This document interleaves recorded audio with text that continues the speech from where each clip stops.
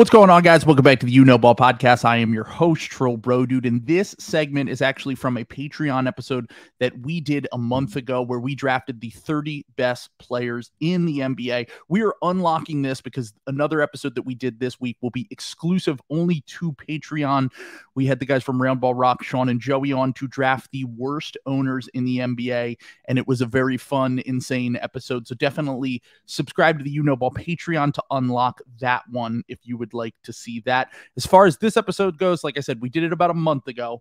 So I'm going to ask you guys to comment your thoughts down below. It really helps boost us on YouTube so that we can build through YouTube and grow our following.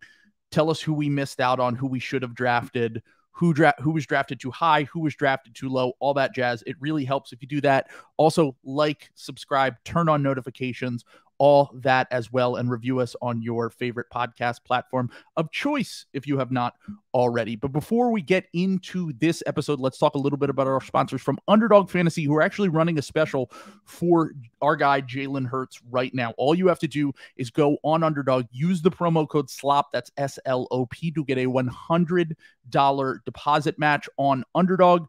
And from there, when you're on there, they will have a featured special. As you can see here, we have Jalen Hurts. You're going to go higher on his total yards. It's at 0.5 yards right now. And if you saw the news last week, Aaron Rodgers obviously got hurt. He had 0 yards in that game.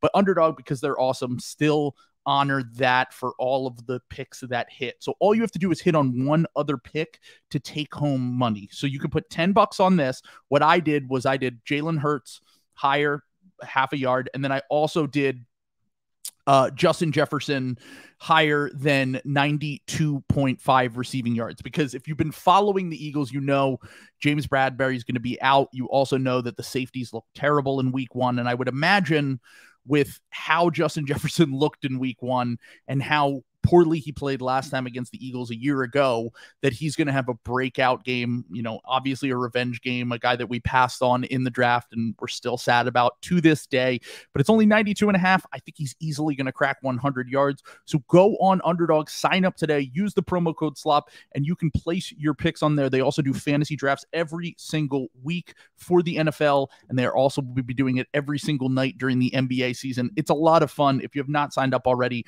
join right now, because Underdog is absolutely blowing up, and it's been a ton of fun to grow with them. So go on there, sign up today if you have not already. Once again, sign up for the You Know Ball Patreon if you have not already. You can get for as low as $5 a month access to the Discord, additional episodes, audio of the live streams that we do. We're doing a live stream tonight on Wednesday talking Eagles and NFL stuff. That will be uploaded to the You Know Ball Patreon as well. So if you want to hear any of that, sign up today. I really appreciate you guys, and we'll be back later in the week. Thanks. Okay, let's get into the draft for the 30 best players in the NBA. We're each going to draft based on, like I said, moving forward, who you would want from this point on. We'll each draft 15 players for each team, and then we'll compare teams afterwards. It's up to you, Sam, whether you want the teams to make sense or not, but you can just draft best player available. I'm probably just going to be drafting best player available. Okay. So yeah, I think that makes more sense. I think that just makes more sense in terms of like selections, so we can kind of, you know, it'll just make us say, you know, whatever we have, like that way it's more of a ranking, you know what I'm saying, sure, than like us trying to like actually make teams. So all right, so as tradition, Sam, you have the #1 overall pick in this draft. So I'll take kickoff in the second half. This one. Oh, you're deferring. I'm deferring. Yeah, I'll take the. We'll play on that end of the field. You bitch. I love to give you the first round pick out of the kindness of my heart. All right. I knew you saw the same conundrum I did and tried to get me to pick first. I will be selecting Nikola Jokic with the first overall pick. That's very fair. So Jokic did everything that he needed to do this past season to prove to me that he's the player that I would want for the next, if we're talking next 5 years, unless he just suddenly retires and decides to go back to Serbia. I think you could say 10. Isn't he 27? 28? Yeah, sure. And it's not like his game is heavily predicated on athleticism or anything. Like he could be really good until he's like 36. Like that's what I'm saying. Like I think he is going to be good until he's he could have a Duncan like trajectory, and that like he's still one of the 5 best players in 2029. But he also has to want to play in the NBA is another part. I know that people think that this is a joke, but I'm not joking when I say that at the end of this contract, he could just retire. Like if he wins 2 titles or 3 titles, another MVP, does everything he's wanted to do, and he's like 32 or 33 at the end of this contract, and he's just like, yeah, I'm fucking done, dude. Like I've done everything I need to do. I'm gonna go race horses. that thing is kind of heroic of like him asking when is parade, and then just like the despair on his face when he's like, no, I want to go home. Like no, like. That is absolutely a guy who could like retire in the next yeah. Jokic has gone home to his home planet of Serbia, the planet of the base. Yeah. Nikola Pucci, he went home. But right now Jokic, I think he's 28 if I remember correctly. Okay. So he's 28, but I'm gonna pull up his contract right now because I am interested. I mean, look, kind of speaks for itself. Just won Finals MVP. Yeah. I forgot he was technically second team All NBA this year because of the stupid fucking rules, which is very funny. Well, which will be different next year. So he'll make in perpetuity him. Well, I don't know if Embiid will because we'll talk about that at some point.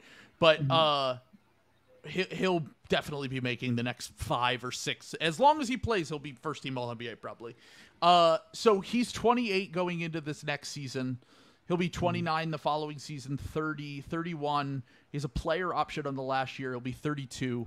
He'll be a free agent at 33 years old. I wouldn't be shocked if he retired, but still, if we're doing this exercise for the next 5 years, I still want the guy that was just the best offensive player in the league, was pretty much unstoppable even against amazing defenses. Like the Lakers were carried by the strength of their defense. The Heat were largely carried by the strength of their defense. I think that if you're putting him up against the guy I assume you're going to take with number 2, their resumes are pretty similar. And while Giannis is the better two-way player, probably, I do think that Giannis has shown more limitations in the playoffs offensively than Jokic has displayed when he's had a full team, I would say. And also Giannis's game is more predicated on athleticism, and it's possible that he ages worse. So I think that when you combine those two factors and the fact that Jokic is a slightly younger than Giannis, and we're drafting players just from scratch here, so you can't really say the context of their current teams. But if I had to take one player, I'm taking Jokic right now. But I do think it's pretty close. I mean, Giannis showed that he can give you 50 in an elimination game of the finals and also be the center of one of the best playoff defenses we've ever seen, too. So it's not like Giannis doesn't have some incredible accomplishments as well. And maybe it's just because he's had more bites at the apple on the bigger stages, but he's also had some stinkers in a way that, at least offensively, in a way that Jokic hasn't really had. So I'll go with Jokic. I think he's an instant 50 wins. I think that he's probably going to get you at least 1, if not 2 playoff series automatically based on who's around him. And I think that, he's probably the number 1 guy that I would take in this. I'm realizing I blundered by letting you pick first. Because now I'm going to get the guy with 3. I actually do not have Giannis as my number 2 pick on the board. The guy that I was deciding between Giannis and Jokic was Luka Doncic. That's an interesting. I had him somewhere in this range. Really? Okay. So you didn't even have Luka close. So maybe you're considering. So let me make the case. Let's go Luka head to head with Giannis, okay? Because I was kind of deciding between Jokic and Luka when I was running through this. So Luka is one of he's younger than both of these guys considerably.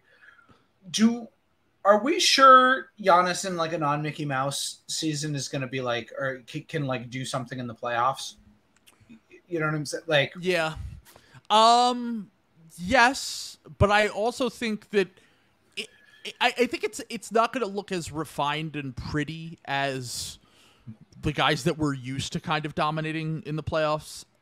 In terms of, it's going to be a lot more like when he played the Celtics without Chris Middleton in that series, and he mentally wears you down over the course of the series. I guess that's it's true. Kind of Shaq-ish in terms of it doesn't look the best, but it's effective. The halfback dive. Yes. Sure. Yeah. Whereas Luka and Jokic might be more aesthetically easier to watch, and can put up points and assists with the best of them. Giannis, as a two-way player, like I said, that Bucks defense. Not that they went up against any historical offenses during that run, because the Nets were just in shambles when they played them, but their defense was largely the part why they won that, and he's, a top 5 or top 10 offensive player and a top 5 defensive player. So you have to consider both ends of the court with that. But Luka, I mean, like you said, Luka's 24. Luka's 24, and just also like I just think there's more of, because with Giannis you can build the wall. Like the Celtics have, like, he gets his points, but it is like pulling teeth for him, and like the efficiency goes in the toilet, and like you can beat them. I just like when Luka's like engaged and in shape, like he's like really like something else, like entirely, and he just looks more like traditional lead guys on a championship team look. You know what I'm saying? Like I've seen guys like Luka Doncic succeed in the NBA. Well, we've also seen Giannis do it. Maybe it is a little bit Mickey Mouse, but yeah, but I mean, I don't know. Like that's the he's thing. definitely had his not to like make a joke here, but he does hit a wall sometimes. Yeah, like quite literally against Miami. He's done it against the Celtics. He's done it. It just Toronto. It just like looks tough for Giannis sometimes. I mean, look, Giannis is still all the things you just said. Like he wears you down. Like he has won a championship, been the best player on a championship team, no matter what. So like I believe in Giannis more than I believe in like Anthony Davis or like some of these other guys. He's an Iron Man, like almost never gets hurt unless Miami is using spurious tactics to secure themselves a safe passage through the first round by injuring him. I don't know. I think I'm gonna end up taking like Luka here, but I can see the argument. I just think that like Luka is really. This is also a byproduct of how little I think of his Dallas situation and how much dog shit he's been in for pretty much his entire career, and the fact that he's still made the conference finals with, just basically Jalen Brunson and 4 games out of Kristaps Porzingis or whatever it was. So like, I don't know. Well, Porzingis was off the team, but off that, even better. Like like so, I don't know. Like, we'll see. I mean, maybe it is. Maybe Jalen Brunson was the guy stirring the drink there. But I just think Dallas is like a tire fire, like bottom 3 organization in the NBA who's been very fucking lucky to have Luka Doncic, and like the fact that he got them to the conference finals is like one of the most staggering feats I think in like I've ever seen like in the last like 5 years. So yeah, I mean, okay, so you're going with Luka? I'm going with Luka. Okay, no, I'm going with Luka. So Luka will be the second pick. Mm-hmm. I do see Brian in the comments saying that they did miss the playoffs, but they were 500 when Luka played. It was the games when Luka didn't play where they ended up missing the play. They went like 5-11 without him or something. Yeah. But I do think that Luka, it's interesting because Giannis, I think the fact that Giannis just gives you that safer regular season floor That's true. Yeah. They've been the 1 seed now 3 times or 4 times. Yeah. And I know they lost to the Heat and Giannis was injured during the playoffs for a little bit. But I know they lost to the Heat, but it's just like history tells us that the higher seeds almost always win those series. So Giannis is probably going to be a guaranteed top 3 seed, whichever team he kind of goes to. Not that he didn't have help. I mean, Drew was really good this year. Brooks, a defensive player of the year candidate. And in the past, Middleton's been great. And you could argue that Giannis has had more help than Luka. But also there are guys that have succeeded without Luka, and like Jalen Brunson and Porzingis had career years after they left him. Yeah. So that's the argument against Luka. I thought you were going to go Giannis here, so I would have went with Luka third. But I'll go Giannis with the 3rd pick. I mean, we've already kind of talked on, even with some of the warts he's had in the playoffs, I think it can. I just always think of going back to, I can't remember. I think it was actually the year they won the title. And it was Q, our buddy Matt from from Twitter in the DM, said, "Don't let the Bucks fool you," because they were down 0-2, and he was like, "Don't let the Bucks fool you. They can look like the worst team in the NBA and still make it to the conference finals or the finals." Yeah, that's true. Yeah, it looks so bad sometimes that you're like, "This is the fucking team that no one can." What? How is this the 1 seed? How is this the team? And then they just lock down defensively and they scrape by. And while it might not be pretty, Giannis has still been 2-time MVP, 1 Finals MVP. Yeah. And he's still not even 30. He turns 29 in a few months. He really should be 3-time MVP. I really feel like what just happened to Jokic happened to him. like if I remember correctly, I think we talked about I don't know if he played enough games. Did he? I think he did. Okay. I remember that year. Yeah, he was really good. He was so good that year, and like played 61 games. Yeah, that should be. I remember. I just remember Zach Lowe like going off on it. It was like, ugh, I don't know. But Jokic, Jokic should have won last year and the year before, so it should be 3-2 and. Actually, no, that's not true because I've made you made your bed. Yeah, I made my bed, so I can't really go back on that. But anyway, but either way, yeah, Jokic is the best player in the league, though. Like that's the thing. Yes. Like we agree on that. Yeah, and I'm not concerned about Giannis at all. But he did just have his least efficient season since before he won the MVPs. Like he shot incredibly poorly from pretty much everywhere. Yeah. Mid-range, floater, 3-point. Like, he had a really bad season outside of the paint in the restricted area. But he's just such a dominant player that it's, like I said, he's modern Shaq, dude. Like, it's going to look ugly, but he's going to dominate you inside. And that's ultimately, you have to build your whole strategy around slowing him down. And we'll see what they can do this upcoming season as the team ages. But I'll take Giannis 3. So you're on the clock with number 4. I can't believe I'm going to do this. I will take number 3 on my board. Jason Tatum. Wow. You know what? I was expecting Tatum to be available for me at 6 when we made this. Not right now. Because I expected to have the 6th pick. So how could you do this? Because I still, at the end of the day, the thing that makes me so mad at Jason Tatum is I really do think he's one of the best players in the league. And I just need him to realize that he is a different player than Kobe Bean Bryant. He is not the same guy. And once he does that, he will be so fucking good. He scored 50 points in a game 7 not too long ago. I mean, you guys had let go of the rope, though. Like, I don't know. Like, he that was like more of euthanasia. You know what I'm saying? He's had some other really good. Like when they missed all those shots in Game 6, that was the end of the series. Like when Maxey and PJ just shat their pants. Like so that this was Jason Tatum like stepping on the throat, but.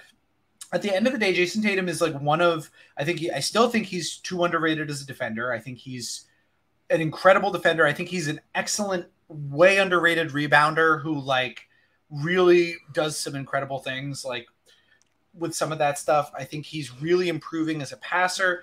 I really think he could win MVP next year. Like I again, think so too. Yeah, like, and I just need him to like put the shot. Well, I think he probably would have won MVP this year if he just stayed the same in his shooting and didn't have like one of the worst fucking pull-up shooting seasons. I was gonna say it's second straight year he had like a down pull-up shooting season, and he was one of the best pull-up shooters in the NBA to start his career.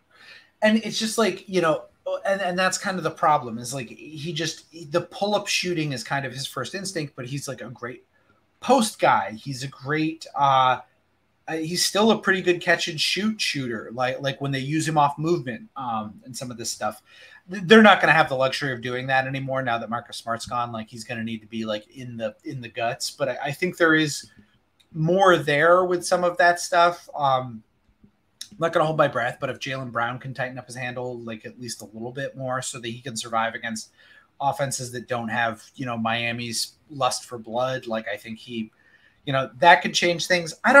Again, all of my frustration, I always make the joke about Jason Tatum like not being that good, and that's why the Celtics, that he's the primary reason why the Celtics are so disappointing, and I do believe that.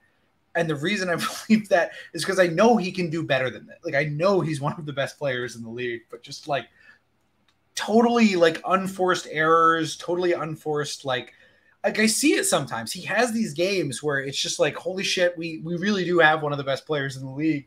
And it's like, just does not happen consistently enough. And I'm going to make myself look stupid again by saying that this is the year he kind of takes that leap into being like a perennial, like I really think he's going to join like Jokic, Giannis, and like Luka as like the perennial, like, I think he's going to move out of the Devin Booker tier and into those guys tier as like a, you know, one of the best players in the NBA. So let's see if you know, Bud is clipping this come the end of the season. It could be good. It could be bad. You right. Yeah. You never know. Yeah. So, all right. So you'll take Tatum there. I would have taken Tatum with my next pick if he was still available. Yeah. I mean, the thing with him is like, you're going to be leaning more into it. I just talked about it. You're going to be leaning more into it. Yeah. Probably one of the most underrated defenders in the NBA. Mm-hmm. And he's going to need to improve his playmaking and his decision-making like he has the past few years, and the three-point shot's going to need to level out a bit. But if those things happen, he's a perennial MVP candidate, and he's already been the best player on multiple conference finals teams. So that's really good at 25 years old. So I think that Tatum is the obvious pick there. Mm-hmm. Number 5, I'll go with Steph Curry. I'm just going to pull the Band-Aid off. I know that he's 33. I just think that Steph is going to age really, really well still. Like, I think that we have, with his work ethic and his like psycho mentality on like staying in shape, keeping his body right, his play style. Can I correct you on something real quick and see if that changes things? He's 35. I don't care. Still doesn't matter to me. Okay. Next 5 years, I'm still taking the guy that I know can be the best player on a championship team.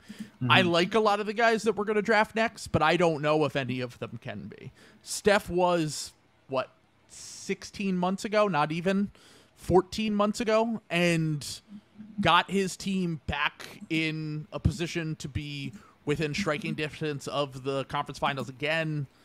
And I think that as long as I can't believe he's 35 already. God damn. He did come into the league a little bit older than we're used to with these guys that are all-time greats in this era. Because we're used to the Kevin Durant's, the LeBron James, those guys coming in when they're 18, 19 years old. Steph was 21 when he came into the league. So it does change, obviously his age. Yeah. I will maximize the next 2 to 3 years with my team with Steph, as opposed to worrying about the back end years, because as much as I like some of the guys below, they still have to prove it to me in a way that he's already proven time and time again. And I still don't think that. I think they just kind of had a weird hangover year this past year, and I think that they'll be back again next year in the near the inner circle of contenders, if not in it. So I'm gonna go with Steph. He's the ultimate cheat code of a player, like offensive superstar, on the ball, off the ball. Always have to be concerned where he is on the court. In a way, other than Jokic, he's the only other offensive player on this list that you can say that about. So that's why I'm going to go with him as the 5th pick.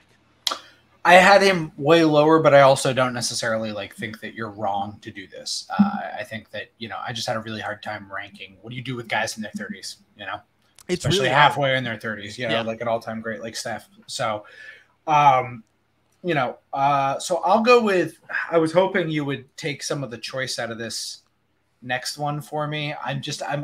Let me look at ages one more time before I make my next selection, just because I know there are 3 players that you're considering here. There's two I'm considering. There's 2. Okay. There's 2. Both are guards. Okay. So it's Shea or Booker? That's Shea or Booker. That's exactly what I'm thinking about. And I'm going to go with Booker just because I think I need the proven. Shea's almost 3 full years younger, or 2.5 anyway. And he was so electric. But also Booker has just been, this is 3 straight years of Devin Booker being one of the guys. He and Tatum have kind of been on their own little sub top player. They've both been the top of the second team, bottom of the first team tier, for all NBA. And I just think he's so good. I'm so impressed with everything he's done. I'm really impressed this offseason with how he was every bit as good as Kevin Durant, and maybe even better, to be honest. On it, the own team, he really out alphaed Kevin Durant, who's one of the best guys I think we've ever seen. It's a really hard decision. You could ask me tomorrow, I'd make a different decision, but I'm going to just go with Devin Booker at this point. Yeah, I mean, we just saw him have one of the craziest, most efficient playoff runs we've ever seen. They probably make it further if they don't run into the eventual champions. Mm-hmm. And he's going to continue to, I mean, he's still pretty young too. He's 26. Obviously I think that's probably the right choice if you're picking between those guys, just because Booker's a little bit more proven when the chips are down. And I'll make it easy for you because I'm not going to take Shea. Wow. I'm going to take Joel Embiid. Okay. Joel's still on the board.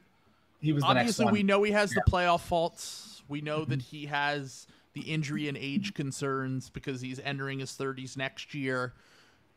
All that shit considered, he was still runner-up for MVP. Even if he didn't win MVP this year, he would have been runner-up for MVP again. Yeah. A top 3 regular season player every single year.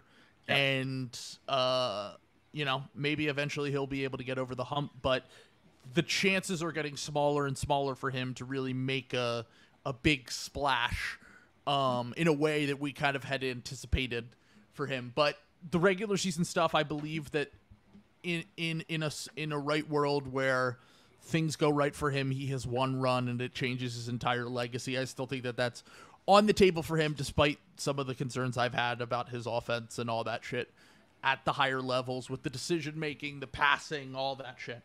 He's still one of the best players in the NBA, and I love Shea too. And I think that, especially if you're talking next 5 to 10 years, Shea is going to be a monster. He's going to be an MVP candidate too. Oklahoma City's going to rock, and he's going to be a guy that's, maybe in 2 years is already better than Joel, because Joel's aging down, he's aging up. But I'll take the guy still in his prime, coming off an MVP, and seemingly getting better every year despite having some issues when you get deeper into the playoffs. So I'll go Joel at 7, which leaves you to take Shea. And I will be taking Shea. By the way, for the Sixers fans who are obviously here for the Sixers podcast, I'm not. This isn't me slandering Joel Embiid. I just with the injury concerns and everything like that, where we're talking 5 to 10 years. I think there will be a little bit of a fall off. I think there's no question that Joel Embiid is a better player right now than pretty much everyone I've taken on my teams. But the fact is, he's not. I just think the injury concerns and him being a little older than some of these other guys is Sam, you've already done your service for Sixers fans. You got Joel as MVP, so that's true. Yeah, me and you and Perk. Yeah, called in my favor with Perk. Poppin' Perk, baby. Let's go. But Shea, again, can't say enough about him. Was probably the 5th best player in the league for huge stretches of the season. Best player on a young Thunder team. He's probably going to have a little bit of a step back this year just because that's what happens when guys make such a giant improvement in 1 year. It's just usually really hard to sustain that. So, he might still have got a little bit of a disappointing year compared to where people projecting him to have an identical year, but he's still one of the most unreal restricted area scorers I've ever seen for guard. Yeah. It's him and Kyrie, and Kyrie is doing it all with this insane English and stuff. Shea's just so slithery and man, I don't know, flexible. He's him. He really is, and I just love Shea too. So the fact that getting Shea on my team, really really pleased with that. Now I do have 3 guards, unless I'm playing Luka at small forward. So. Your team's giant size lineup of the you did somehow run circles around me. If we post the results, everyone will People see. Will be like, You drafted all the top 3 MVP finishers of the finals MVP. Yeah. The last 5 years. But, I'm not taking any risks yet. I'll take this later in the draft when we're getting a little bit deeper down. It's funny because I'm very much skewing future. You're skewing a little more current. Sure. And we're kind of, it's gonna be interesting. If to look back on this and say in 5 years your team is gonna kick the shit out of my team. I don't know about that. But it'll be interesting. I think it'll be a lot closer in 5 years. Okay, so Shea's stats from last year just blow my mind, dude. Oh. 31.4 points per game, 5.5 assists, 1.6 steals, 1 block. The guys just don't do, the two. He's so underrated as a two-way player too, because the defense. Because he had seasons where he was just carrying so much offensive load that he never really got to show how much of a defensive player he was. And with Giddey and hopefully Chet and Jalen Williams next year taking a little bit off his plate, he's going to be able to grow into the defensive player that he could be as well. And, he had 31, 5, and 5 basically last year, and he shot 53% on 18 2-pointers a game. He shot 18 2-pointers a game. That's crazy. And he shot 53% and shot 90% on 11 free throws per game. I forgot he was an elite free throw shooter too. That makes me think that he has a 40% 3-point shooting season in him. Yeah. And he just has a 50-40-90 season where he averages 32 points a game. God, a 50-40-90 guy who can score around the rim like him, as a guard, is just the fucking Sam Presti, man. I had to berate him. I really thought he was gonna pull Shea last year. I'm glad Shea was so good that the coward Sam Presti couldn't enact his plan. And they still got my guy. I hope Cason Wallace is awesome because they still got him so deep. All right. Yeah. I'll move on to this board has kind of started to break the way that I expected it to after the first few picks because of my list. Mm-hmm. And I'll take the guy that's available. And once again, I'm doing the current player thing, and this is a guy that could really fall off a cliff and look bad in a few years. But Jimmy Butler has been... Ooh, okay. Jimmy Butler's been the best player on 2 finals teams out of the last 4 seasons. Was 3 of the last 4 conference finals. The age and injury concerns are real with him for sure. Yeah. He's 34 soon. He turns 34 in a few weeks. Yeah. That's concerning, definitely. He was also bad in 2 playoff series last year. He was saved by Caleb Martin. He was amazing in the 2 before the injury, though. Let's be fair. Awesome. He killed the Giannis-less Bucks and the Knicks. Congratulations to Jimmy. Come on, you're hater. I'm such a hater. So yeah, I'm taking Jimmy, even though it pains me to take a guy that was once on my team, and we all assumed by this point he was going to be washed. Like, we were like, do you really want to? This would have been the 5th year of his contract coming up that we would have signed that offseason.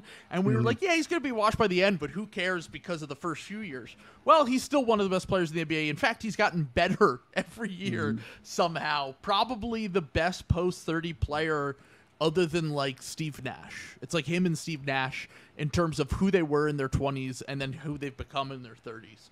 So I'll go with Jimmy with the 9th pick. I just want to say, we did just bring up the fact that you're leading a little bit more future. I'm doing a little bit more present. But my team is Jokic, Giannis, Steph, Embiid, and Jimmy. that team is like going 75 and 7. Yeah. That's a crazy. I mean, I feel pretty.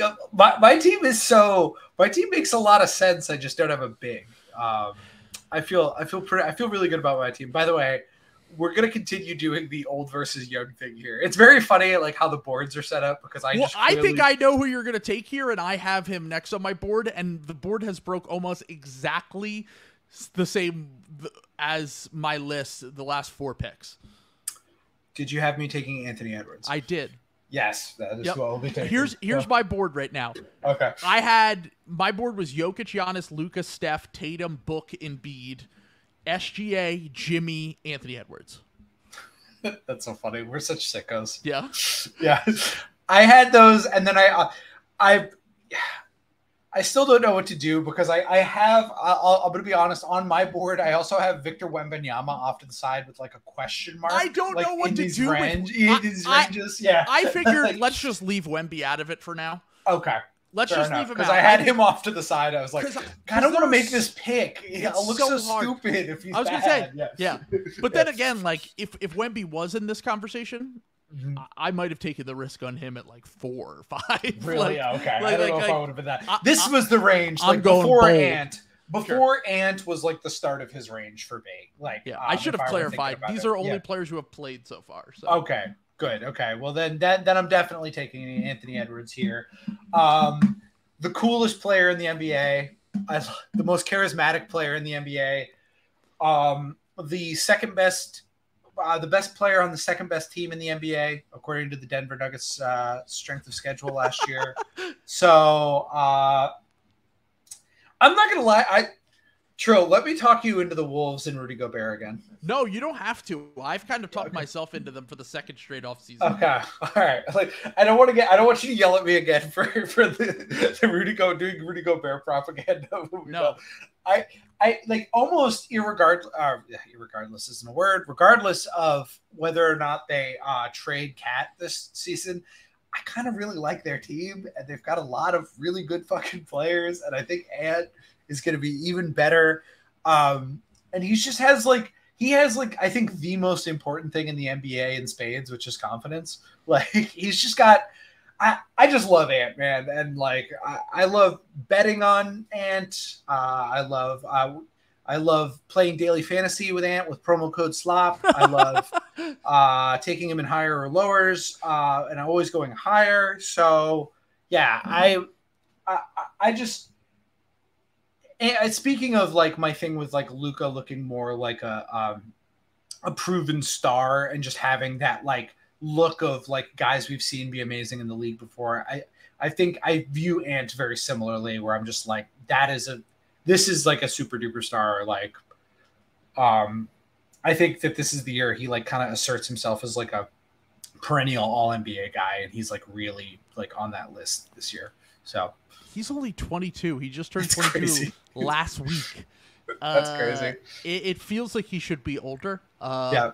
But I did have Anthony Edwards at that spot as well. And that was one of, look, I had a few of these guys I wanted to project, but I'm just going to, I'm going to stick with the trend, to be honest. Cause like we love Ant, and he's proven, like he proved it in that Nuggets series. He's here to stay. I think defensively, he can probably even reach another level if he's more consistent. Like he's had some lockup moments, dude. I watched him lock up Kyrie at the end of a game recently. And between him and like having McDaniels in Minnesota to put on the best player and Ant being on the second best player is just such a massive advantage for that team. And I don't know, they're just going to be a lot of fun to watch, and I'm really excited to see what Ant can become. And still one of probably the worst draft miss I've ever had in my entire life. Anthony Edwards, he's a fucking star. Okay, so let's just stick with the trends. I think this one might shock you. Okay. I'm going to take Anthony Davis. I actually did have him not next, but the one after that. So I had a hard time ranking a few of these guys with the massive injury issues, especially now that he's 30. It is really hard for me to kind of say where. But when you get down here, you're picking between guys that you're projecting forward with, guys that have flaws in their game, guys who are injured, guys who are aging. So I figured might as well pick the guy who was the best. He was the best player on that Lakers team in the playoffs, and they made the Western Conference Finals. I did think the West was a little weak. The Grizzlies were kind of a nightmare, and the Warriors had a kind of weird season. So their path was a little bit easier, but I know they got swept, but they did compete at least in that series against the Nuggets. And AD, when locked in defensively, is maybe the best defensive player in the league. Like, there's not really anyone who can switch and protect the rim and do what he does as consistently as he does when he's healthy. And we're getting into that range of older dudes and flawed and injured guys. So I'll take AD with the 11th pick in the draft to continue our trend of me taking extremely old guys. Not extremely really old, but just old. You're picking mid late 20s guys, and I'm going to continue to pick guys who are in their early 20s, and I'm going to take. You're going to hate me for this one. I'm going to take LaMelo Ball. Wow. Okay, I did not expect that one at all. Yeah. So I'm taking LaMelo Ball here. Wow, he's next on my list. Okay, LaMelo Ball, ahead of Trae Young, Donovan Mitchell, and Ja Morant. All right. What's the reasoning on that one? He was so young when he made the All-Star team. I'm using your thing here. I just think 6'8". He's 6'7". Yeah, he's 6'8", 6'7". He's huge. I'm assuming in this scenario, I'm taking him off of the Hornets and putting him on my team, because the fact that he's like beaten the Hornets curse thus far in his career is like shocking. Like no one has ever done that. Like no one has ever. Have they ever had a good player, the Hornets? I mean, the best player in their history is Baron Davis or Kemba Walker. Yeah, Kemba. Yeah. Well, Alonzo Mourning too, but yeah.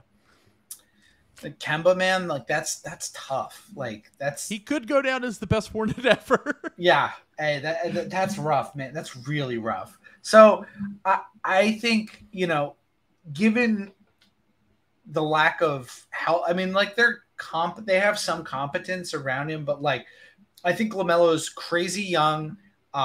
Maybe he never quite gets there as like a shooter, but like I think he's got all the upside in the world when it comes to defense, like in terms of like being engaged and stuff. Like I think if he had, let's say, an Ime Udoka style coach, I think that would very much help him getting called like a bitch made baby food, like every in post game conferences until he played defense. But like I just think that LaMelo, if it weren't for like where he played and if he showed like a little bit more versatility, he's got like one of the like most tantalizing skill sets in the whole league, just in terms of like his size, the passing vision, the touch, like all this stuff. So it's a little bit of an unorthodox pick. This is where I started to get a little crazy with it, but I'm still going to go with LaMelo and keep my young team young. So sure. Could he be a jumbo Trae Young? And that's a really, really good player. Like that's the upside of a LaMelo Ball. Should I continue the bit or should I go with, because I have two guys I could pick between here. You follow your heart, like, because I've just been following my list. I'm not trying to pick young players. I'm just, you know what? Yeah. I'm going to break the trend, even though I have a player that I would feel pretty good about taking here. Okay. I'm going to take Zion Williamson. Ooh, okay. I had a veteran player who I know is probably more of a sure thing, but there's no one that I view. If you're taking LaMelo and the upside swing on him, I'm taking the other guy that was the youngest All-Star. Other than, I think it's they're two of the three youngest. I think Kobe's the only one who was younger. Mm-hmm. I mean, we talked about Zion ad nauseum. He's incredible when he actually gets the chance to get on the court, and I feel pretty good about the rest of my team. So if he's a bench guy, he's the flyer I'm taking. I need some youth. He's still 23. He's turning 23 soon. Okay. And that's the upside swing I'm gonna take here, even though there are a few guys I feel a little bit more comfortable about, like their availability and whether they're actually going to be able to play. But look, if Zion plays, the Pelicans are going to be contenders. If Zion doesn't play, they're not contenders. That's what it comes down to.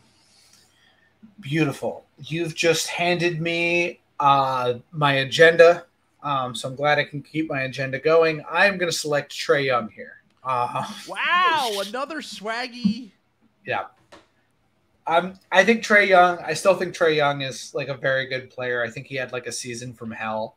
I think he's going to go back to being like a good 3-point shooter. And if Trae Young is just a good 3-point shooter, he's a totally different player. Like the fact that he was like mediocre to bad last year from 3 and was still like okay, it just kind of shows you like what it's like very fashionable to like shit on Trae, and I know he's probably never going to be like a really winning player in like the postseason, non-Sixers playing withstanding, but like he is like a floor raiser for your team, and I really like him. I think the Hawks have done him an incredible disservice with they seem to be actively making the team worse around him. I still believe in Trae. I'm going to take Trae right here. So, all right. So you took another young player, and I'll get my guy that I wanted to get. Okay. And I'll just take Kevin Durant. I know Kevin Durant's really old, and he's shown a little bit of flaws, but also the man is a 7-foot shooting guard who can score at all 3 levels still, even if the finishing and the ability to get to the rim has dipped a little bit. He has shown some flaws in the last 2 playoffs for sure, but he also had like maybe his best shooting season with the Nets prior to the trade. And I still think he's got a lot of really good basketball left in him, despite being pretty much old as dirt at this point. I think him and Steph are the same age, to be honest. I think he's 35. Okay. But I'll take Durant just because I know I'm going to get the next 2 to 3 seasons. I'm going to get all NBA level scoring wing play out of him. So I'll take Durant at pick 15. Okay.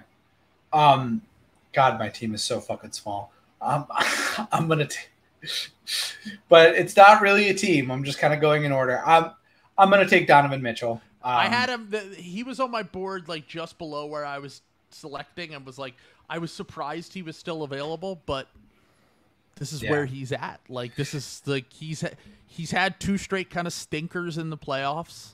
Yeah. And he doesn't have the reputation of some of these other guys either as a regular season player or a playoff player, despite being really good and still pretty young. Yeah, I mean, he's still pretty young. He's still like a pretty good. He's more established than some of these other guys that are still on the board, which I think puts him above them. He's still relatively young.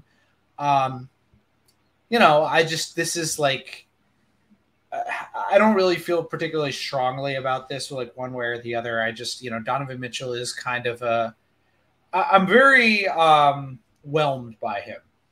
I'm just whelmed. There's no, this is Zach. I'm doing a Zach Lowe thing here. I'm not overwhelmed. I'm whelmed, Bobby. I'm whelmed, Bobby Marks. Can you be whelmed? My dad was an English teacher. I should know this, but I just, I'm whelmed. Have you seen when George does everything the opposite? I feel like if Donovan Mitchell did everything the opposite, he would be the same player because he's just meh.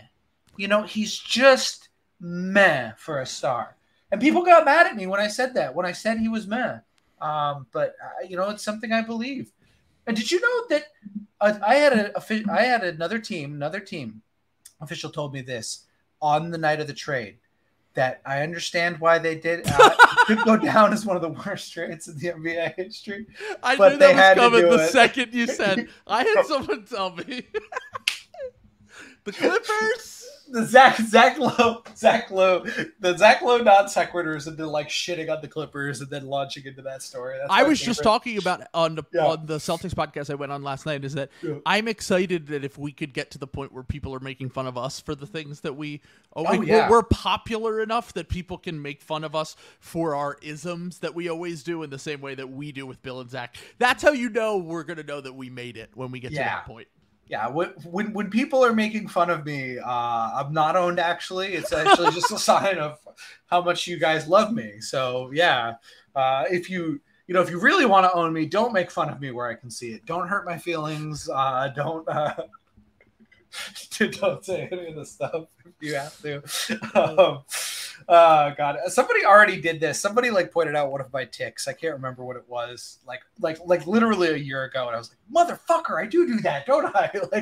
I was like, I have people commenting on the YouTube like, "Trill, you touched your hair within the first 2 seconds of this episode." Yeah, and I'm like, "Sorry, I do that literally all the time. I apologize." I do the chin rub to hide my double chin that I'm self-conscious about. So I gotta Anyway. Yeah, no fat shaming here, especially for Sam. Yeah, come on. Let's maintain some body positivity. Don't call me turkey boy or anything like that. You can't gobble in the comments or anything like that. Stop saying that I drown when I look up and when it rains. I'm not a giant bird. Come on. It's a normal chin. 33 years old. I was going to say, it's going to be great in 2 to 3 years when one of us or both of us are 36 and people can use the U36 meme at us. That, yeah. 36! No! Yeah, I've got to have at least a serious girlfriend by that point so I can beat the allegations. Of, people can already see the video games in the background, the wall. Beat the asexual allegations.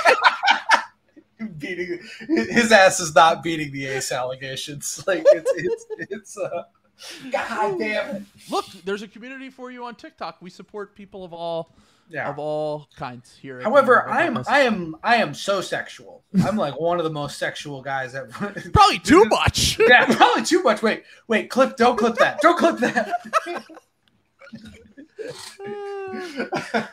We're about halfway through, so it was a good point to break it up with some lighthearted banter. Do some riffs. Do some riffs here. Yeah, exactly. It's been a while. Some chat, if you will, for my Love Island fans out there.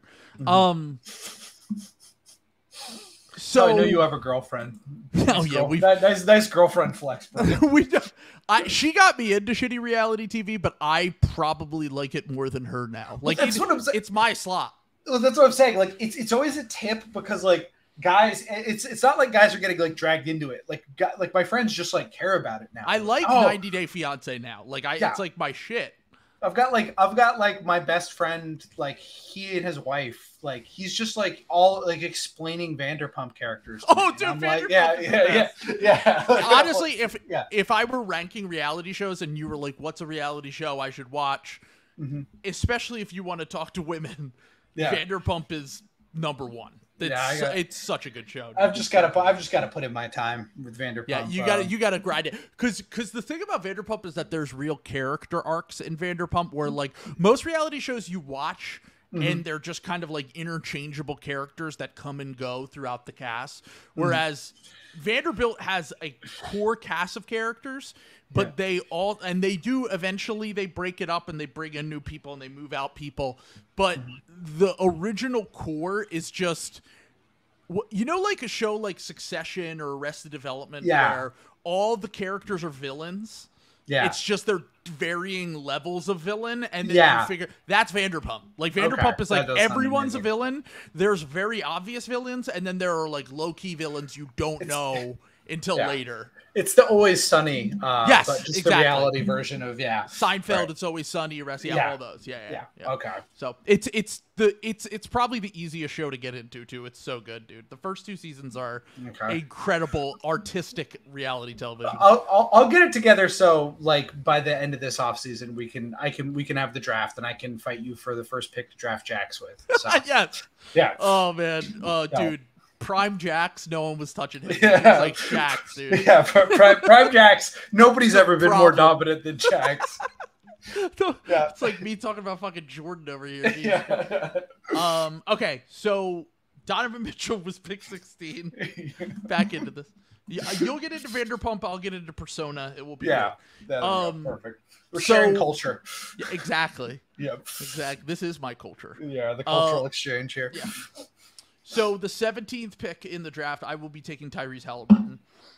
Great pick. The long fall of Tyrese here. No, I think this is about the right range for him. Yeah. I do think that I had there. him next. I had literally had him next. So I have some concerns about Tyrese as the main initiator when you get deeper into the playoffs, but I also think that he's going to be a guy that gives a team, as long as they have a decent enough supporting cast around him, he's going to make the playoffs every single year. And I think that he has the variance with the shooting, the passing, the driving ability, the finishing ability. He has the chance to be, making a serious leap up this list as we continue forward over the next few years. He was still 22 this past year. Will be 23 soon, I believe, and has made leaps and bounds in his first 3 seasons. And I'm incredibly mad the Sixers did not trade for him and chose to trade for James Harden instead. So 17th pick. I think the Pacers are going to be a lot of fun this year, and this is going to be great to watch. Kings East, essentially. I might have blown it by picking LaMelo. I'm realizing I probably should have swapped Tyrese Halliburton. I had that thought, but I was like, Yeah. you know what? I'm gonna let him cook. But Yeah, I still I'm think that realizing they I should did. go in a similar range. Yeah. But Tyrese is a little bit more efficient. The LaMelo thing was a little spicy. I could already see the notification of Will DMing me tomorrow to berate me for this. And he's right. That was I probably blew that pick a little bit. But here, I'm about to make up for it because you know how far this guy has fallen when I'm making this pick. I think I know who it is. I'm gonna go with Ja Morant here. Oh, okay. All right. It is Ja. Yeah. Yeah, I mean, Ja probably should have went higher. Let's be honest. Yeah, I was gonna say I was kind of shocked you hadn't taken him yet. Because my distaste for Ja is pretty well documented. Sure. Yeah. And I've defended him, and maybe I got too caught up with certain guys that I had more certainty about. Right. So that we are being pretty disrespectful to Ja here, and to be clear, I do think when he comes back, the Grizzlies will be 20-5. Lock it in. Marcus Smart taking charge. It's Marcus Smart's team. Ja is just going to be. We talked about it in the DM the other day. Kyle Lowry are coming soon. Yeah, Kyle. Here he comes. But as much as I don't think I think Ja does have a little bit of inflation to his stats and impact and some of this other stuff. He is still a 30 points per game scorer. I actually am looking at my list now, and I had him ahead of Halliburton, but I was just like, you know what? I think Sam might take Halliburton. Yeah, I was going to. I was going to. I think you were going to take Ja. Yeah, exactly. Yeah. So I'm taking Ja now. It's very funny that we had them in the exact same. We had the exact same thing, but flipped. Yeah. Yeah, Ja. I mean. I worry, his passing's still really good. I think he's kind of, he's just kind of a hyper athlete and he does all age? and he can do the point guard stuff. He can make the passes. He can do this stuff. I just I worry about the versatility. I worry about the defense. I worry about the playoff impact. So all that stuff. That said, again, here at what are we at? 17. 18, a 30-point per game scorer. That is, how old is Ja? 23? 23, yeah. Yeah. I think he's so 24. Yeah. Yeah. So I feel like even a hater like me can't let Ja slide any lower than this. So okay, Ja just turned 24 last week. So never mind. Fuck this. No, I'm gonna take.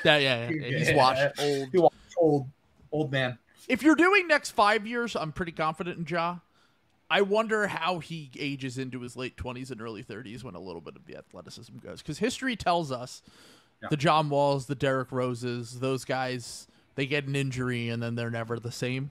Yeah. So I hope that isn't the case for Ja, and I hope that he can get his mental right after everything that happened this past season. But I'm probably over-indexing in the same way that I over-index for Anthony Edwards, like not giving a shit and showing up out of shape in the same way that I am for Ja with some of the off-the-court stuff. And I probably shouldn't care as much about that. But Ja's a perfectly fine pick in this range. However, Ant is cool, and Ja isn't. So, consider that. That's a good point. Very good point. Mm-hmm. Ja's kind of corny. Yeah. Okay. So there's 3 guys that I'm picking between now that couldn't be more different. There are 4 guys, really. And one guy I know is going to be available later, so I'm not going to take him because I know I'll be able to get him. But I've lost 2 players using that mentality so far. Mm-hmm. So I'm going to go a little... I think I'm going to surprise people maybe a little bit. I'm going to take De'Aaron Fox. Wow. Okay. The reason why I think it's surprising is because I was skeptical of De'Aaron Fox before this year. Mm-hmm. But if we're taking Ja Morant this high, De'Aaron Fox has had, he's a little bit older, but he's had a similar kind of career when he's had the right talent around him to Ja. Like, there's still question marks about the three-point shooting, but he's a deadly mid-range shooter. He's shown to be more adaptable than I ever expected him, running, dribble handoffs and pick and rolls with Sabonis. He's an elite finisher. He shoots 70% at the rim. And while I have question marks about the shooting, I trust the tools a little bit more. He's a little bit bigger than Ja on defense, so I trust that to hold up.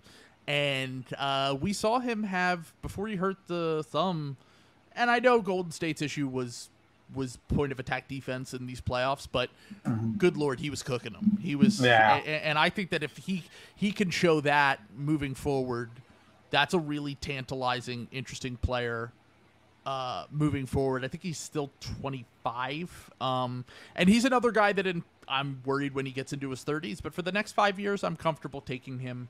And there's another guy here that I probably would have taken ahead of him, but I don't think you're going to take him, so I'm going to take him with my next pick.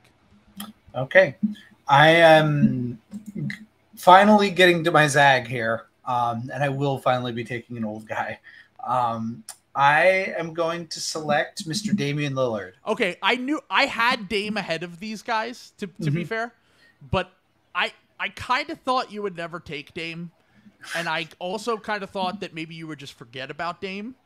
So I was like, he wasn't the guy I was talking about. I actually just completely missed that he was still on the board. I had him like 5 spots higher than this, to be honest. Okay. But we can say the same shit about that we worry about with the other older guys. Yeah. He's a little bit younger, and he just came off like maybe his best year of his career and should be in a better context when he does get traded to the Heat. But yeah.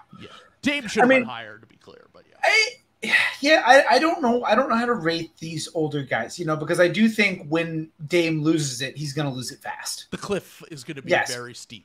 Yes. So, and I just don't know when that's going to be. He could still be an elite player for like another 5 years. Sure. He could also be an elite player for exactly 1 more year and then be bad, it depends on where you think that's going to be. I tend to think Dame is going to kind of exit the elite ranks of the NBA's best guys in like the next 2 to 3 years. So as a result, I have him under some of these like younger guys like Ja and some of these other guys I think have upside like LaMelo. Obviously Dame is better than all of these guys right now, and probably will continue to be better than these guys for the next 1 to 2 years, but we're talking about over the course of 5 years. So, but that said, this is the range where I feel comfortable taking Dame. So I will swipe him off the board, and I have veteran leadership on my team finally. So pretty much everyone we've taken so far has been at least capable of being a number one option. I don't think we've taken a number two guy. And I have a few of those guys on my board right now. Yeah.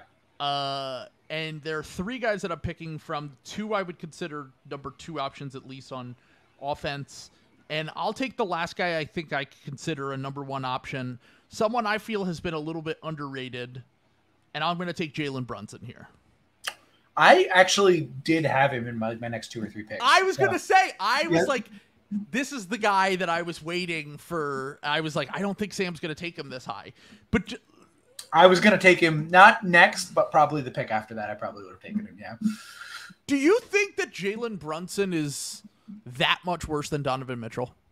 No. I actually talked about this with the Strickland guys. Yeah, the Knicks guys when I was on their podcast yesterday. Like I really, because they were like out.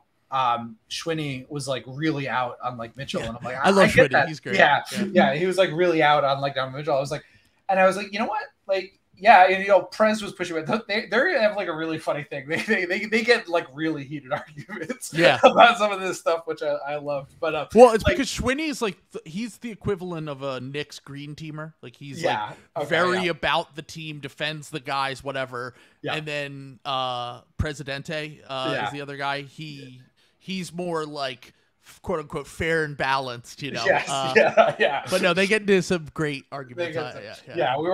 We had a lot of talk about like drafting versus like mercenary teams, and it was very funny to hear that from like a Knicks fan perspective about how they want to see, like, you know, what are we doing with Grimes, for example, you know, right? Like, so, they love him.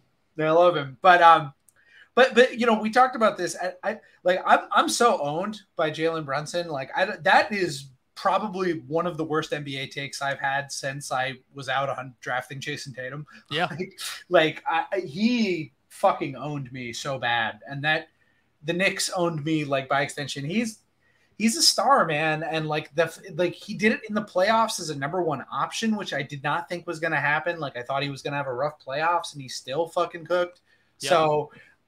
I'm really impressed with Jalen Brunson, and I think this is a totally deserving place for him. You know, I think he's proven he could be the number one guy on a good-ish playoff team. I mean, he's the number one team on a. They won a series. They won a series in 5 games. A good team, yeah. Like, so against Donovan Mitchell, by the way. Yeah. Like second straight year he's outplayed Donovan Mitchell in the playoffs. And I might argue that Mitchell's team had more talent. Yeah. You know, like so I think it's totally fair to have Jalen Brunson this high. And honestly, if you wanted to put him ahead of, you know, Donovan Mitchell or some of these other guys we drafted, I think that's fair too. And he's still pretty young. He's 26, I think, right? Brunson and Mitchell are the same age. Yeah. So, you know, like I really, really impressed with him. You know, late career bloomer. Again, he'll probably take a little bit of a step back because, again, pretty much every guy does when they have an improvement like he just had last year. But, you know, that's not to say he's going to be a bad player. I think he'll still be a very good player.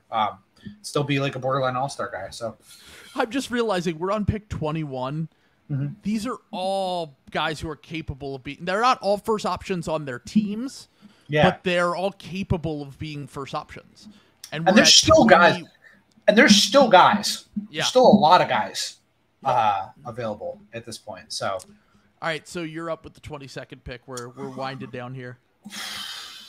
It's starting to get hard here because this is where I started like struggling with. I'm gonna do it. I'm gonna pick Kawhi Leonard here.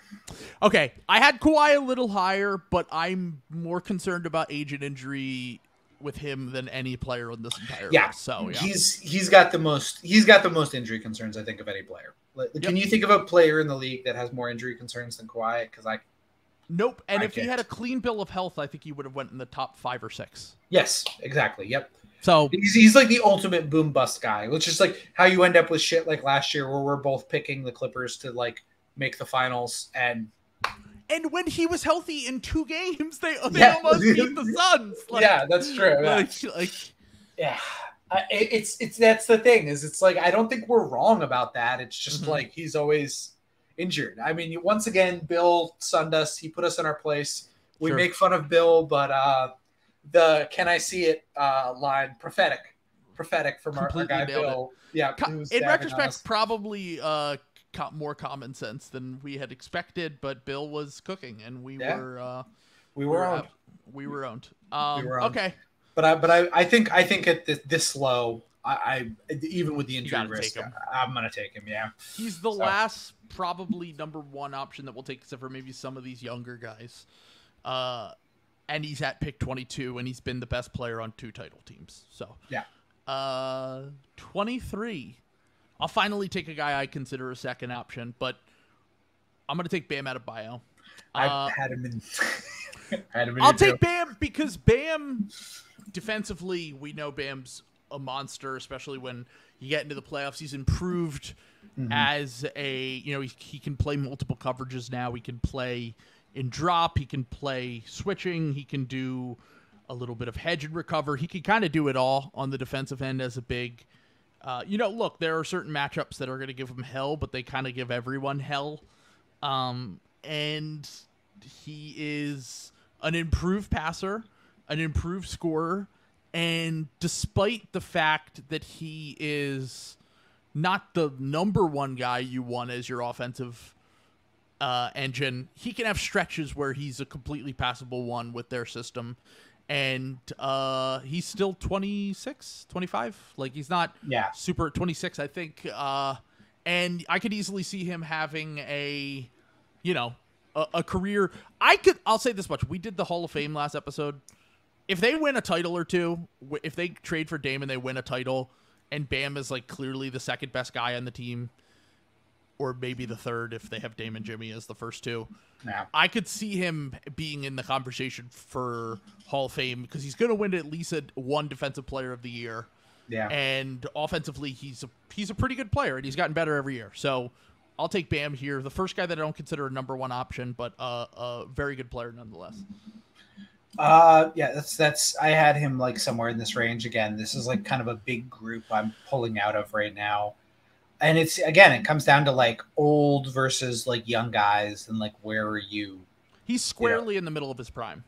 Yeah, and that's the thing is he's not young. He's younger than you think though. I think he's 26? Like I think he's 26, yeah. Yeah. So like he's younger than you think. I was kind of surprised how young Bam was. So yep, he just turned 26. Yeah. So like, he's been around, he's done some of this. So I'm once again torn between a older guy and a younger guy here. Boy. Pressure's on. Yeah. Fuck it. I'm gonna stay young and I'm gonna take Paolo here.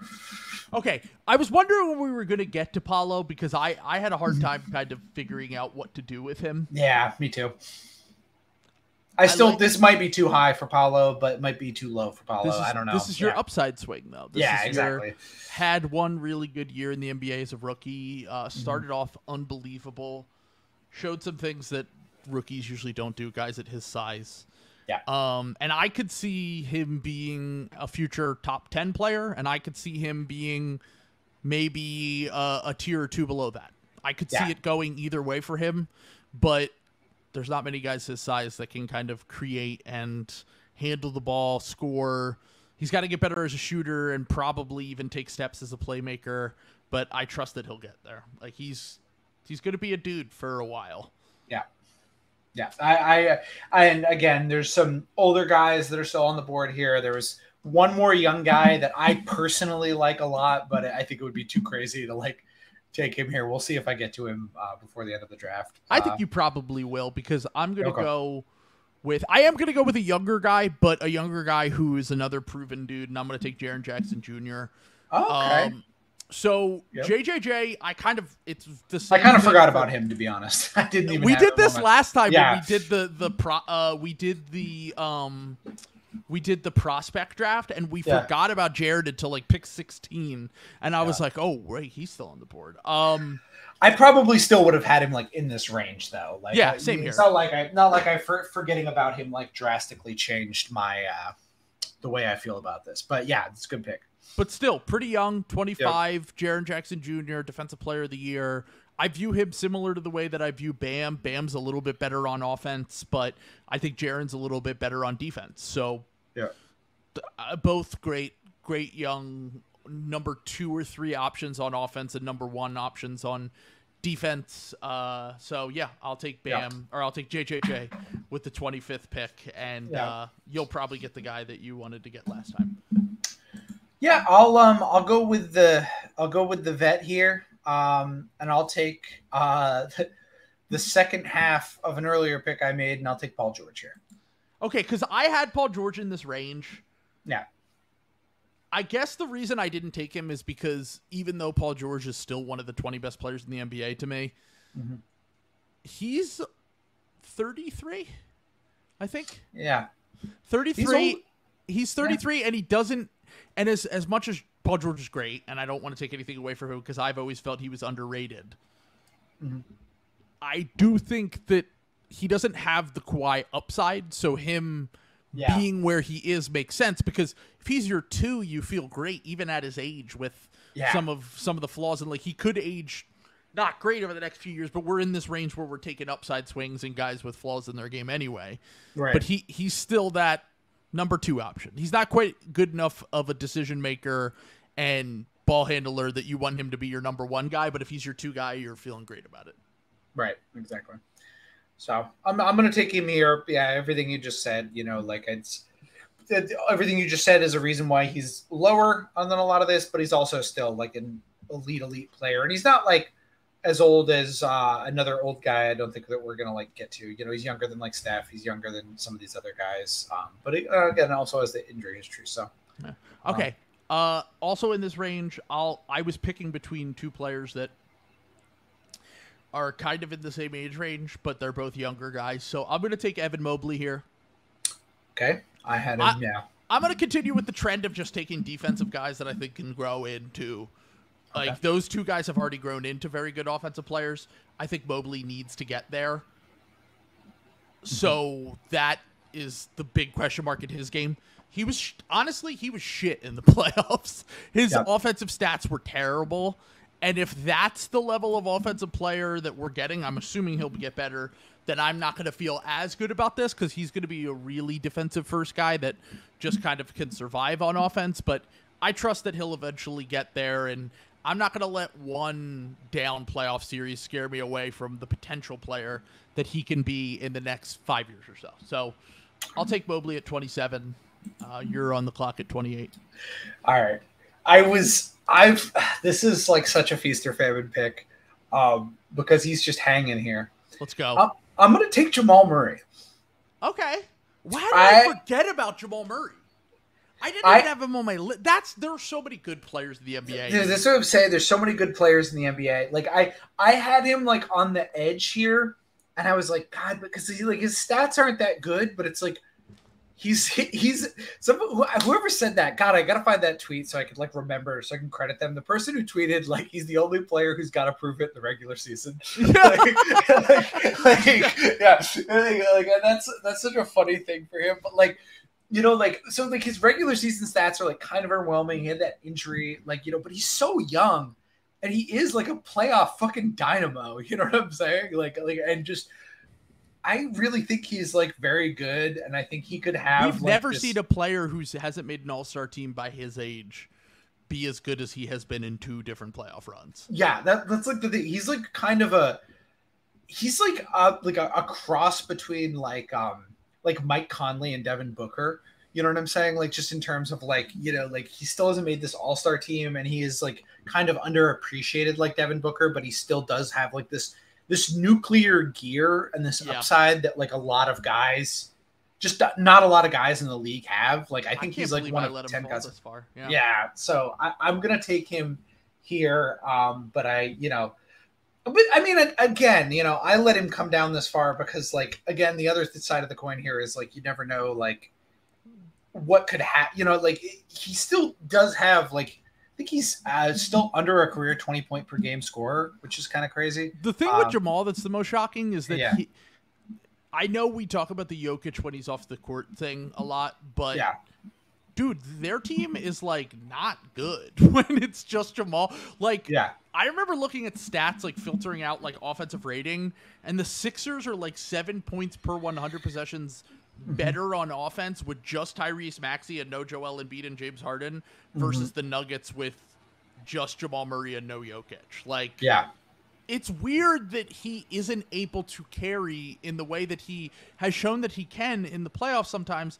But I do think that he's ultimately like one of the best number 2 guys. Like even though it's largely Jokic, he's so synergistic with Jokic, and those two really make that team go, and everything kind of revolves around that 2-man duo. So I probably shouldn't have let him fall this far. But all right, now we're getting to 5 guys that I have at the end of my list here. That I have young guys, I have some guys that are in the middle of their prime, and I have an older guy. But fuck. You know what?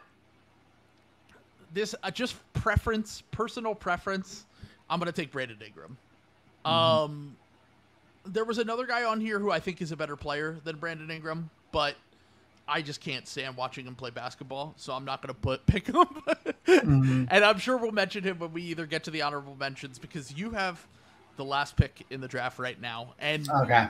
I mean, look, maybe Ingram just isn't that guy, but like he's still only made one All-Star team. He hasn't been super healthy, but I've still seen him have moments and amazing games. And it's not every day you find a 6'7" guy who can create his own shot, shoot, pass, be passable on defense, and that mold is just really hard to find. So even though he's actually kind of sneaky getting older, because he was always younger than we thought, but I still think that there's a second half of his 20s where you see like Brandon Ingram making the All-Star team every single year. Yeah. Oh, I think that's he's really good. Honestly, I forgot about him too. There's so many guys. There's so many good guys. I felt bad about having Jaylen Brown like off my list, but like there's so many guys. There's so many of these guys. Yeah. All right, and I'm gonna, apologies to some of these other guys. Should I do this? Do it. I'm gonna do this just because of how this is a feelings pick.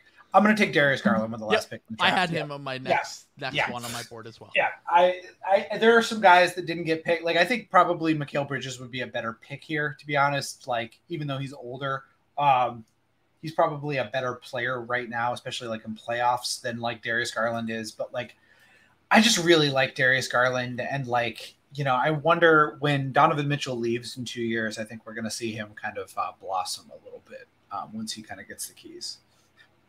Yeah, I mean, sorry, Cavs fans. No, I think some Cavs fans would agree with you. They love Darius, and they think that maybe trading for Mitch, but then again, like sometimes it can't hurt to have 2 guys who can kind of carry the load from time to time. And look, Darius is going to have some issues because of the size. We've talked about this before, but I think that his game's going to age incredibly well. Like these high field point guards just always age really well into their late 20s, early 30s. In a way that some of these guys, even though I would rather take them for the next 3 or 4 years, could fall off a cliff, like John Morant or even Donovan Mitchell, who relies on athleticism a decent amount. Like some of these guys could just really fall off. I think Garland's going to be good for the next 10 years. I think that he'll be pretty solidly in that. So let's talk about the guys that just missed the cut. LeBron James, not selected in our best player draft. He's going to be 40. Like, I don't really know what to do. Like, at a certain point, this bullshit's got to stop. Like, he already showed signs of slowing down a little bit, had injuries.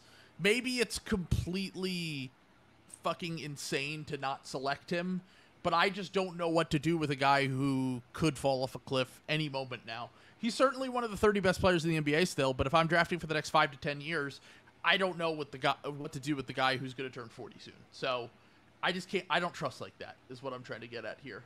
Some other guys that just missed the cut. You mentioned Mikal Bridges. I didn't have him on my list, but he's another guy that you probably should be mentioned in this conversation. Pascal Siakam is someone that definitely should be mentioned. I worry a little bit about him aging because he relies a lot on athleticism, but he's also a big dude. I think he's a big guy. I think Big guy. he's a big guy. One of the biggest we've ever seen. He's a giant guy. Have you seen the Treadwell clip he's been sharing whenever he's talking about Eagles offensive linemen like Jordan Davis and Jalen Carter? And he's like, he's big. He was 250, and 250 back then, that's like 310. Now it's he's one of the biggest guys we've ever seen. This guy back here, he's a monster. He's a big guy. Big guy. We got a lot of big guys. If I wish Trump watched the NBA, could you imagine how funny that? He would love it. There's so much catty bullshit. I know. And, like drama. Like he would. We really got to get Trump on the NBA beat, man. Like, well, he was like 10 years ago when he was like still shooting from the hip on Twitter. He would like tweet about the NBA finals and shit. It was great. Yeah, I need him to like I need these indictments, and I need him to like go to jail, but like with his phone still. Like, so he's like, you know, he doesn't have to like appeal to the chuds anymore, and he can just go back to tweeting about like New York bullshit, and he can be like, I hear Jalen Brunson is dating Jenny Ortega. Jenny, run away! He's not a superstar. Like, you know, like I want him like coaching like young celebrities through like their like my life coach Donald Trump. What I just love when he was telling like Robert Pattinson that Kristen Stewart was a dog who would cheat on him again. Like that was like the best Trump's ever been on Twitter. Selena like, Gomez. Selena Gomez, don't listen to the tabloids. They're losers. You look great, sweetie. Selena Gomez, they're being very unfair to her. She looks cozy in a blanket. They're turning the picture upside down, saying she looks like a bat. I don't think so, Selena. Keep it going. He would love it. He would love it. Just let this man tweet. Like, let him tweet. Like, we have to just tell him he's present. Like, you know what I'm saying? Like, just build like a separate, like, Truman Show him. You know what I'm saying? Sure. Like give him like a little like office and be like, Mr. Trump, sir, and then just like say he's on Truth Social, but really he's back on Twitter again. Like, you know, like, and then he like that would be perfect. Like, that's all I want in the world. Mr. Brandon, please make this happen. Oh, Jesus Christ. Yeah. Once you're done with your bid for your RICO charges that you got. Once you get out of Young Thug and him. I was gonna say, like, him and Young Thug are gonna basically sharing a cell, dude. Yeah. Did you see that tweet from the guy? So a few years ago, Young Thug had some tweets and an album where he said to call him Sex. Like, he's like, call me Sex. Like, that's my new name. It's not Jeffrey anymore. It's Sex. Sex, yeah. And so someone was like, I could just imagine Trump sharing a cell with Young Thug being like, I met this guy in prison. His name's Sex. He's a great guy. Sex. He's a great guy. A great guy. Really talented guy. Because the other thing that's like so funny about Trump is like, as long as like people like celebrities are polite to him, he loves them. You know what I'm saying? So he would like if someone was like if Thug was just like polite to him, like he would be like, Sex is my best friend. I love Sex. He's my guy. He's my guy. Like, could I have a Donald Trump feature on the next album? Let's go. I mean, he did bring Lil Pump out to a rally and was like, this guy, he's a young guy. He's a rapper. He loves MAGA. He loves it. He loves it. Oh, XXX R.I.P. died very sadly. A lot of people died in Miami. It's not a good guy though, folks. Not a good guy. Not a good guy. A lot of people in Miami are good guys, but not Ron DeSanctimonious and XXX Tenacion.